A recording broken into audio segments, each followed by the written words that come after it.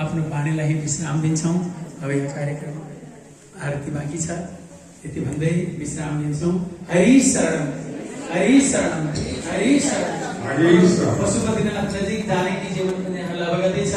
पशुपति सवारी हुँदा कृपा गरेर प्रवेश गरिबक्सेला अखण्ड कीर्तनको दर्शनको निम्ति हामी भेट भए हामी पनि दर्शन गरौँ न, नभए हजुरहरूको प्रतीक्षा गरेर अखण्ड कीर्तन राज भएको छ। अखण्ड कीर्तनको दर्शन गरिबक्सेला। हरे नमः। सच्चिदानन्द भगवानको जय। परिवारको जय। देव भगवानहरूको जय। भगवान पशुपतिनाथको जय। आजको आनन्दको जय। अर्कै मिनट म यहाँ आदरणीय गुरु हाम्रो अजित बाबुलाई मुरी साधुवाद अर्पण गर्दछौँ। हाम्रो यहाँ हामीलाई यस्तो मन्त्रमुग्ध हिसाबले अब यो भजन सुनाइदिएको थियो।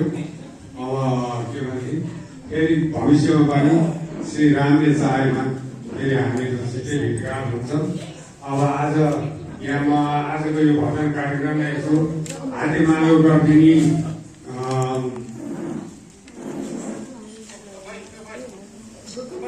भक्तिमती बुवाहरूको चाहिँ म नाम दिन्छु।